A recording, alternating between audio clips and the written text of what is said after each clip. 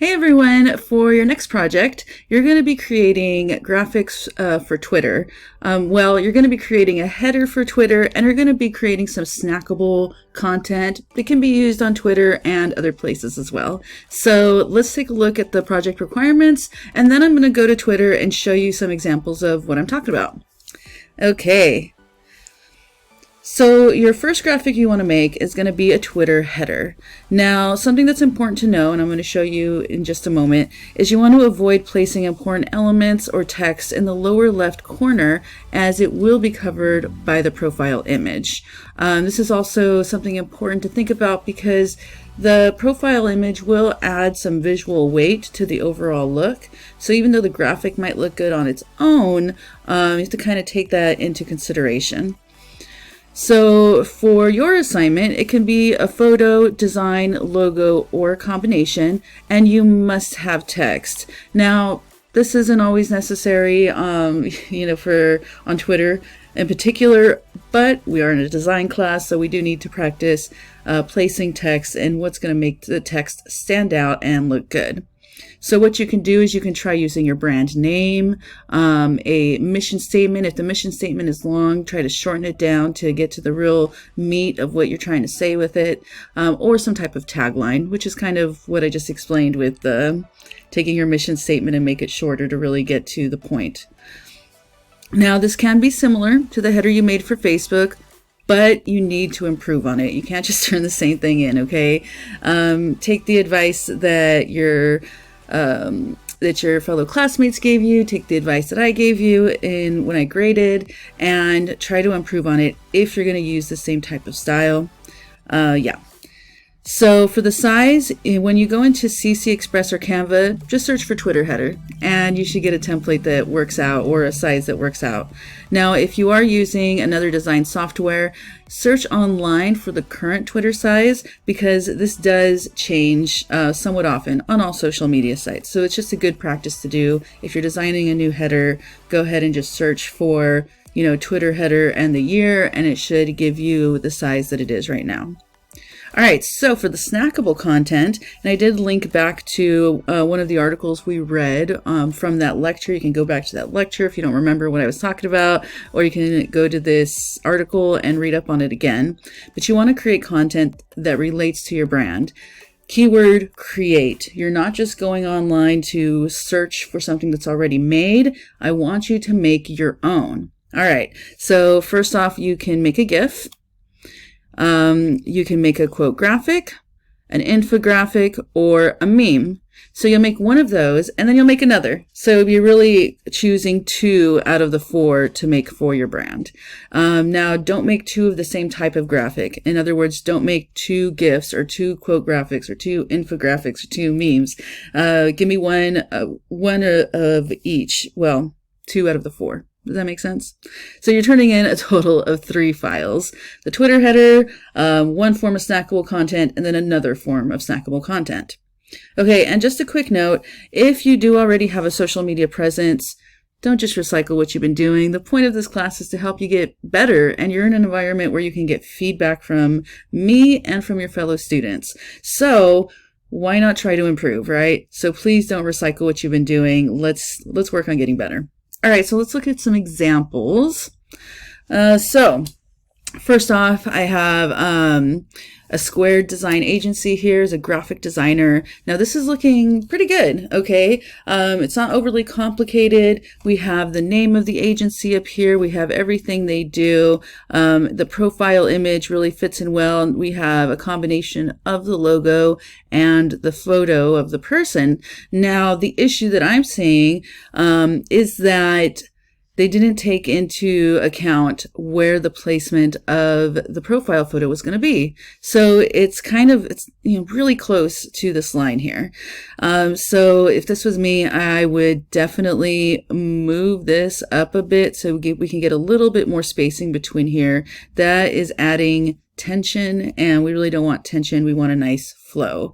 I might think about making this a little larger too, but overall, it's got a good look, just a few little tweaks that really need to happen.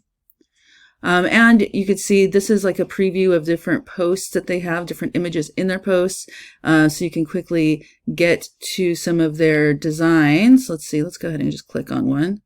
So here's one of their designs. So they're sharing their own work in here as well. Works out good. All right.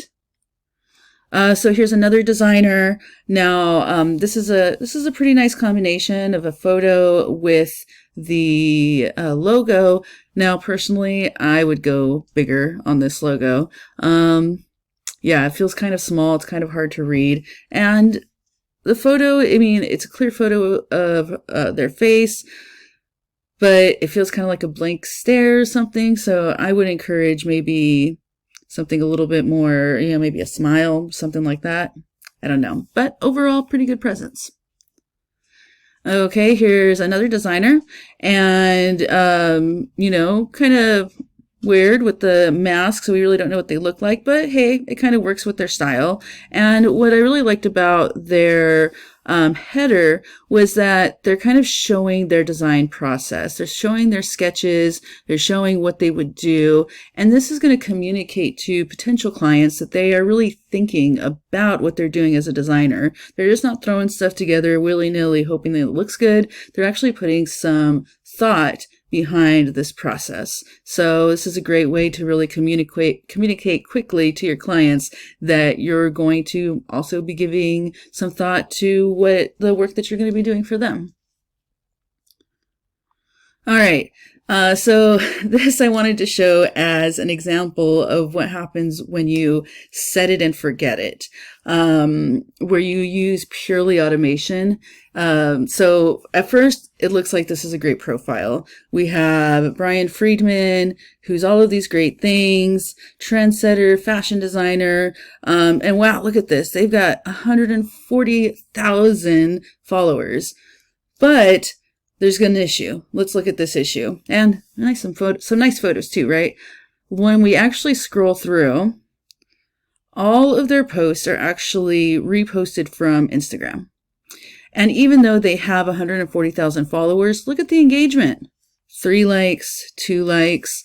So even though people have heard of this person and they're like, oh, okay, looked them up on Twitter, let's go ahead and follow them, the lack of engagement with this person's profile and the rest of the Twitter community is actually a detriment. It's actually not helping them out. They're not getting any engagement back on their profile, even though they have thousands of followers. So, this is just, they're not taking the time to really use Twitter as its own platform. They're just taking their their Instagram photos and then publishing them straight over to Twitter instead of adding different context, maybe adding a caption that would help drive some engagement with their community. All right. So kind of a missed opportunity. Maybe they don't have time. I don't know. Oh, well. All right. So now we have an author, a speaker, let's see, life and wellness, life and leadership coach. So we have this really great profile photo, nice and clear. If she's all about wellness, life, leadership, she's got this happy smile going. We have this really simple graphic with some nice soothing type of colors, right? Wellness, soothing, looks great. And some text, a guide to healing your past, finding your purpose, and manifesting the life that you want. Okay, looking pretty good. Now, if we go through some of her content, okay, right away we see that we have a pinned tweet. So pinned tweets are the first thing that someone's going to see when they go to their profile. The first tweet, they're going to pin it at the top. And so we see it right away. And this is directly coming off of their book. All right, cool. So they've kind of hooked you here by giving us a little insight into what they're about. And then we say, oh, wow, there's a book. Maybe, if I keep looking at this and I'm enjoying the content, they seem to know what they're doing, then maybe I'll buy the book. All right. And we have some inspirational stuff going right along with their brand, some quotes and such. I'm not really okay sure what that's about. Some retweeting. So it's not just about posting, but it's also about retweeting other people who are in your same industry with similar thoughts and such. So this one's talking about coping mechanisms. And we even have a, this would be considered, I guess like a meme, right? Maybe more of an infographic, but yeah, I'd say more infographic. Things that coexist in a relationship. So, we have this great visual communicating what they're trying to talk about. Cool. All right, let's continue on. So now I have a gamer. This is a up-and-coming gamer. They became Twitch official not too long ago, and they've been really growing their brand. And so their main place where they're posting is Twitch, doing live streams. But then they're also posting to Twitter to their followers there, and YouTube, as well as Instagram. So even though their main place is on Twitch, they're using these different social media sites to pull in people into their Twitch site where they're making their main revenue.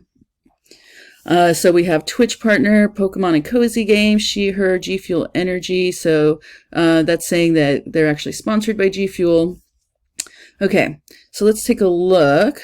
And you can see right away, we have Pokemon and Cozy Games. So we definitely have that, happy, fun type of gamer look going on with the 16-bit graphic and a cartoonized profile photo. And right off the bat, we have the pinned tweet, and they're using a GIF as like a little welcome with a bunch of links and such. So, sweetness. Okay, use of photos. So, they do post, obviously, videos and such, but things like this, their live streaming setup, very on brand, right? Some close-ups. Selfies, and some clips. So this is another great thing to do if you end up doing, and we're going to talk about this a little bit more later on, but when you're recording, if you're streaming 4 hours a night, you have 4 hours of content, and it doesn't just have to live on the streaming platform. It can then be broken down into little segments, into highlights, and reposted in places like Twitter, YouTube, Instagram, to help people see what you're doing and then draw them in to go then watch you on Twitch. Okay, so let's see. What else do we have? Okay, so I've got a photographer here. No text on this, but, this person is all about travel photography and such, friend to wildlife, right? And we see that. So, not a super professional portrait, but they are in their hiking gear, which is going on brand with what they're doing. They're all about adventure and nature photography, and we have a great photo over here. Now, what, we have a lot of visual weight going on here with the red especially, and then we have these great rocks, and it feels like this area might be just a little empty. That's where I would put some text right there. Okay, next let's look at another photographer. Peter Lik is a very famous photographer. He has his own galleries. And instead of a picture, he's got his logo. It works. He's known enough where, people are going to see that logo and instantly connect themselves with him and his brand.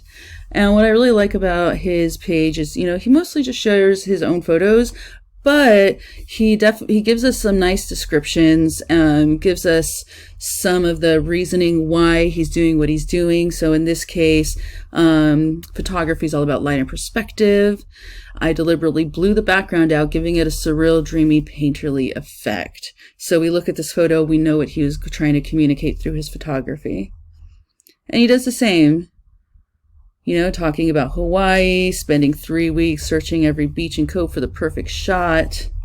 And this also is giving his audience an insight into the work that goes into it, which as a creator, when your audience or your clients know how much work you're actually putting into it, they tend to appreciate better. So pretty cool. Okay. Now this profile is working pretty good using all kinds of different graphics. So Linda Grasso is a founder and CEO of this company, an engineer, digital creator, and tech influencer. So we have, some really nice, bright, happy photos happening here. One thing I would change on this is the placement of the text. It feels a little bit close to here. I would actually, if it's just on this graphic, it looks great. But once you add in this additional element over here, I'd actually probably move it like right up here. Just a couple, nudges with my arrow keys, maybe up a little bit, to the side a little bit, to find a nice balanced placement between all of this going on. It feels like it should be like right up here instead. Okay, so let's take a look. Oh, so an ad for her YouTube channel, basically. Come and, we talk about technology, innovation, strategy, and so she wants to share her knowledge with you. And so, we talked about this a bit earlier in the semester, but what you can give back to other people, to your community, to your clients, to your followers, that's really important. To be able to give something back to them. So here she's doing just that. She wants to reveal everything. She wants to talk about all these things that are interesting to other people and help them out. We have an infographic. What is an NFT? So going through that. Some more infographic. Another, way to catch people's attention, to get them to her YouTube channel, so that she can get viewers and subscribers and hopefully make some money. Okay, last but not least, we can't talk about Twitter without talking about Wendy's. Wendy's has kind of revitalized their brand because of Twitter. They were a little bit on the downslope for a while, and their Twitter presence is really comical. They're all about humor on here, and that's really grown their audience, although there's got to be some kind of glitch here, because that's not true. I'm not sure why these all say 0, but yeah, there's some kind of glitch or issue going on, because they definitely have a bunch of followers. So they have their logo, they have this graphic, and it's a photo repeated. It does have some text, which is on the actual product, which works too as text. All right.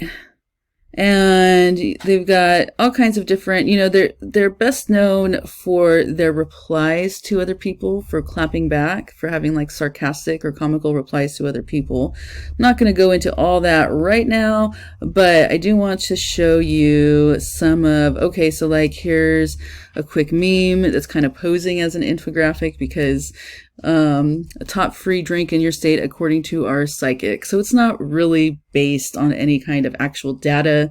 They just created this, and that's kind of what takes it from being an infographic. An infographic has real information, and this turns it into kind of a meme of an infographic, showing different beverages and such. And of course, they're all the beverages that they offer, right? Okay. What else? Okay, so here's something fun. How do you eat hot and crispy fries? Fistful feast mode, 1 by 1 pinky out, stops deeply vulnerable, hands free. Look, mom. So again, playing with that comical type of feeling. Something that, I guess they're joining MySpace. So here's another like quick meme. If you guys don't know what MySpace is, it was one of the first social media sites, and it was there was a lot of music on there. There still is, and so I heard MySpace was back. They're making a joke here, because this was big during the emo days. So they have replaced the signature red pigtails with an emo haircut instead, to kind of talk about, MySpace and their old days, and now that it's back. Okay, so just some quick examples for you guys. So, think about what your brand is about, what you want to communicate with your graphics, and yeah, create some awesome snackable content.